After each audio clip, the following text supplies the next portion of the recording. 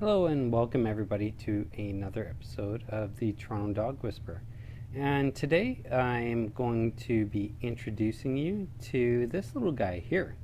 His name is Bentley, and you can see he's pretty cute. And I'm just going to give you a quick background on the history that I know of and a bit about his case and some of the strategies involved in dealing with a case like this. So you can see he's very handsome. He's a 11-month-old. We believe he's a pit bull mix of some sort. You can see he doesn't have a big a head as most pit bulls do, but he's definitely got those type of characteristics. But either way, his breed doesn't really matter. He is he's an example of the most difficult type of case that I work with, in that he's a really fearful dog, and he has extremely high levels of anxiety. And even though he's just 11 months old, his problems are pretty bad. Not sure if you can see that, but he bit me today, right around the arm. Again, a lot of these dogs that I work with, they have a lot of problems, and they're not aggressive dogs, but it doesn't take an aggressive dog to bite you. There's a lot of reasons why dogs will bite. In his case, he's got like I said, really high levels of anxiety, and he's really fearful. So I'm going to give you a bit of a background on him right now. You can see he's pretty calm now. We went for a really nice walk this morning, and I'll show you a video clip of his walk.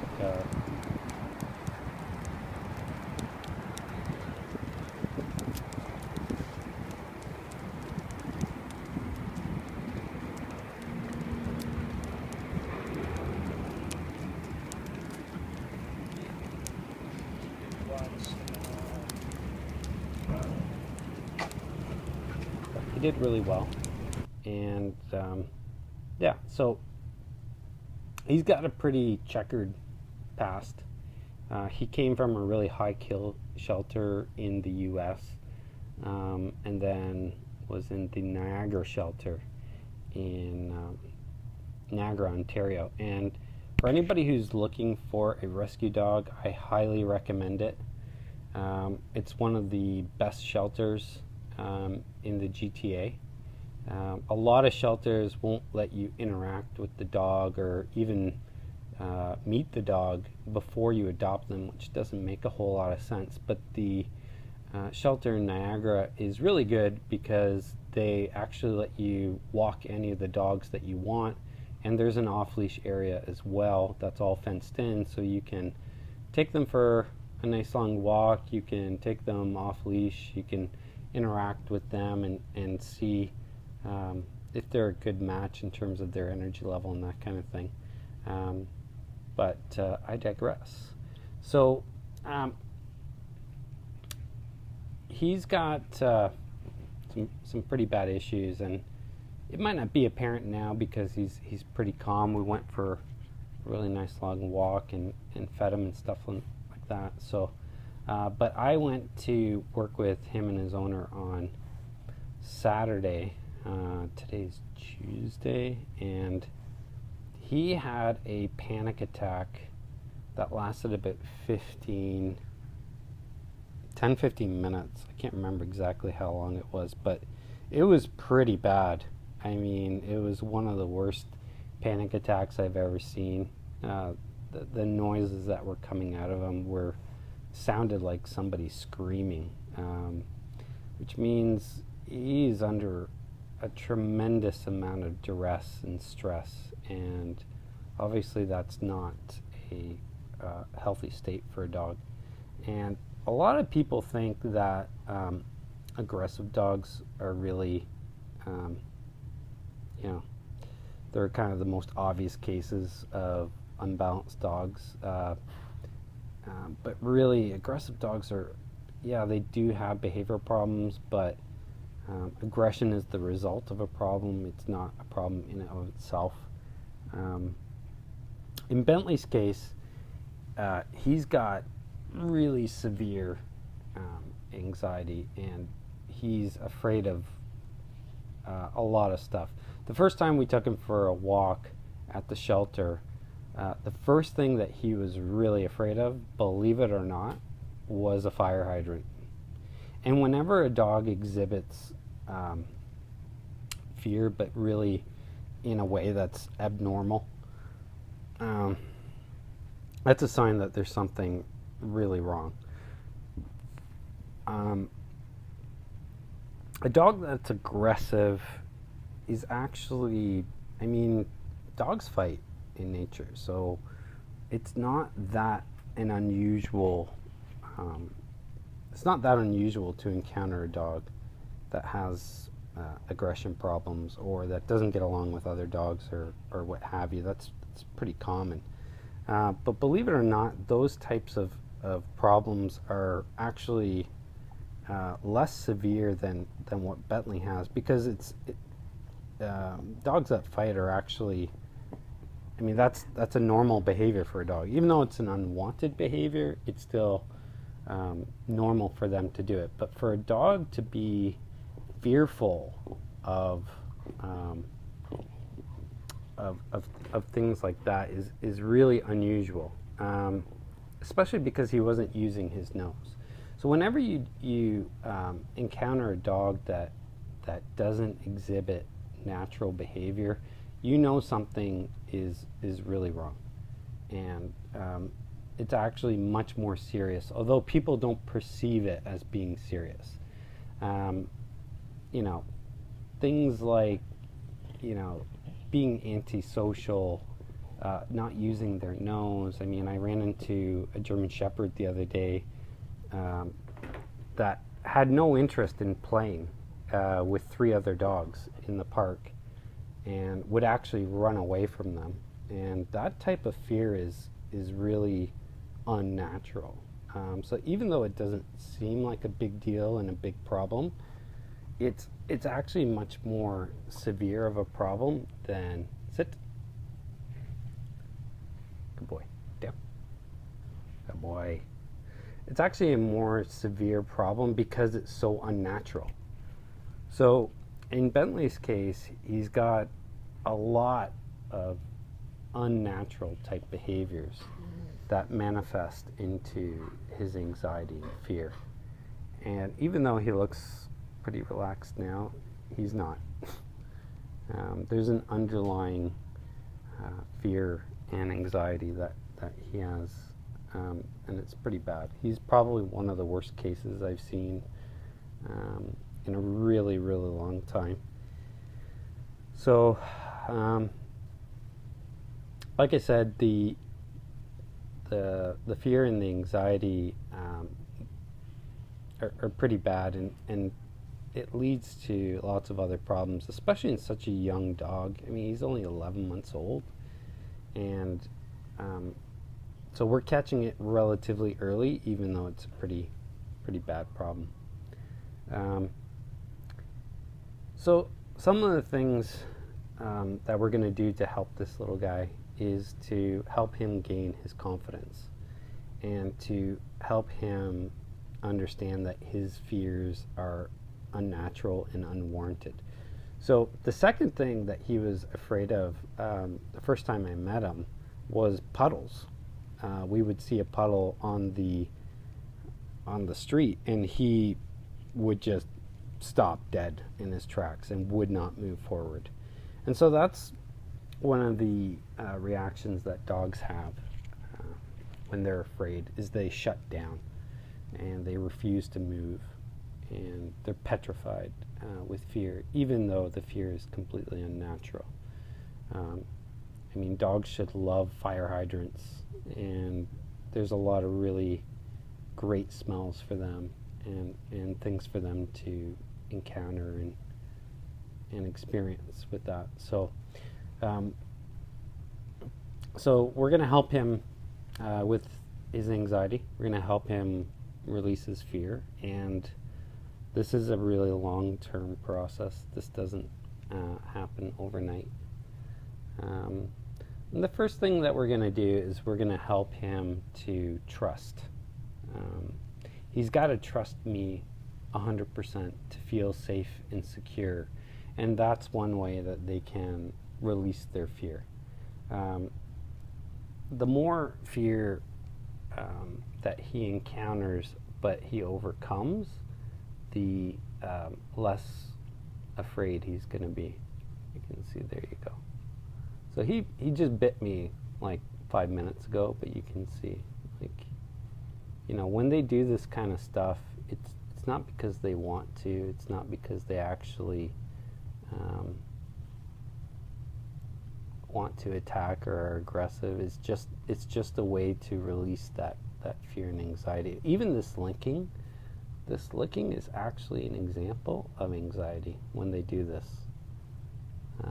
I'm letting him do it because I want the people watching this to see. Normally this is considered affection, but it's not.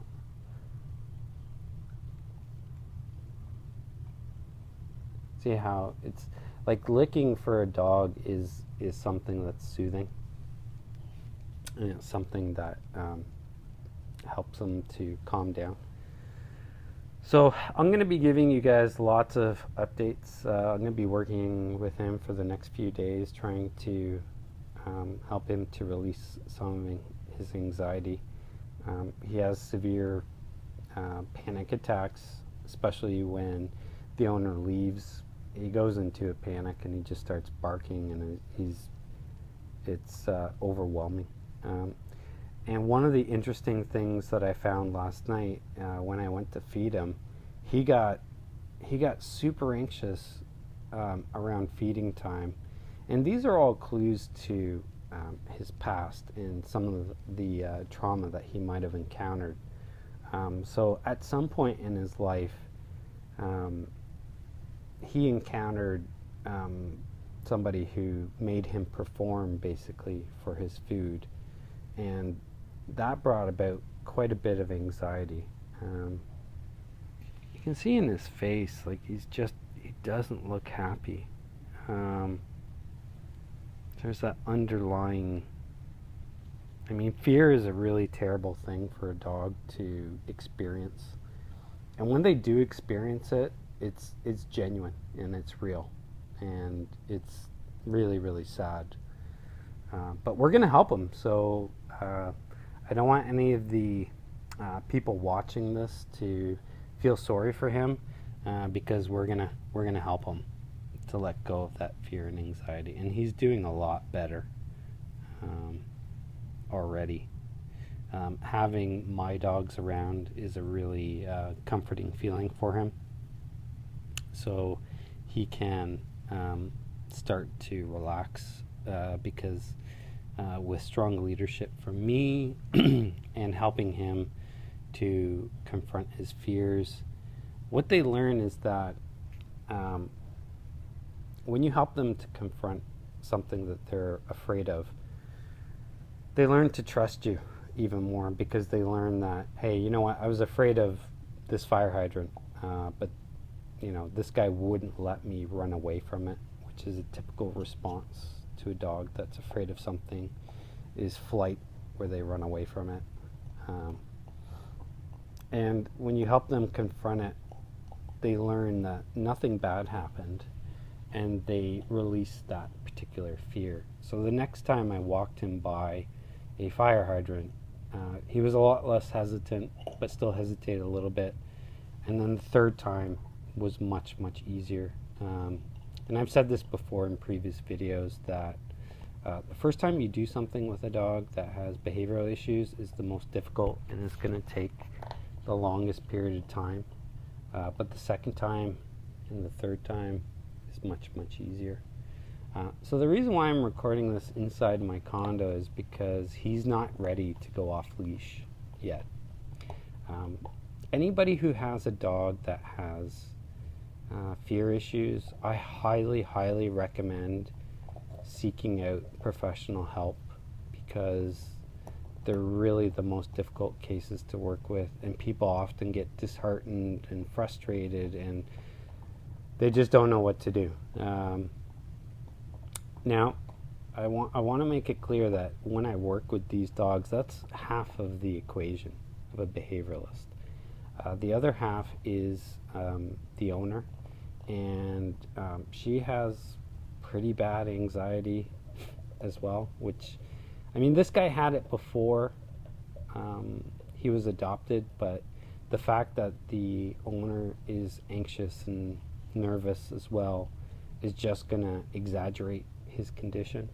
So she's working on her side of the equation in terms of helping herself become calm and much more relaxed and less stressed, so that when Bentley comes back, he's got a much better chance of staying well balanced.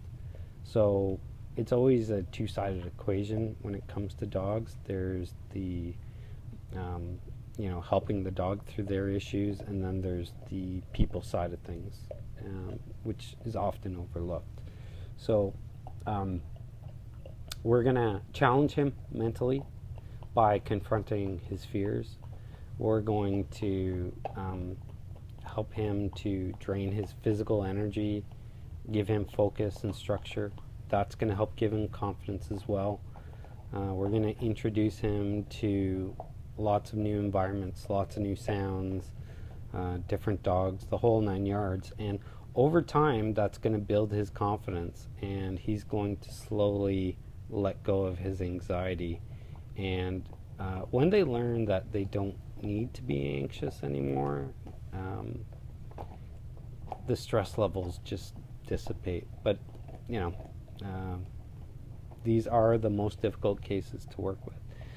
With Shiloh had really minor anxiety and nervousness. He wasn't too severe. This guy is one of the worst I've seen. So even though it looks like he's pretty relaxed and stuff, he's not 100% there yet. So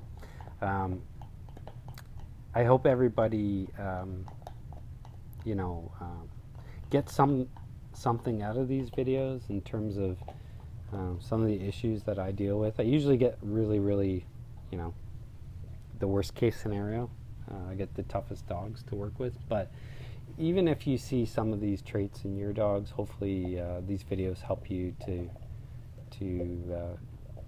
some of the techniques to help your dogs through it. But again, these videos are not meant to replace expert support and assistance. They are merely a way of sharing some of the work that I do with these dogs, and hopefully some people that are watching can benefit from it. But don't worry about this guy. It's early days, and he's going to be all better. As long as it takes, we'll work with him and help him through his anxieties and stuff like that. But you can see he's a really cute guy. Okay? So Bentley, what do you say to the viewers? You don't know this line yet. If you love your dog, take them for a walk. Till next time, have a good one.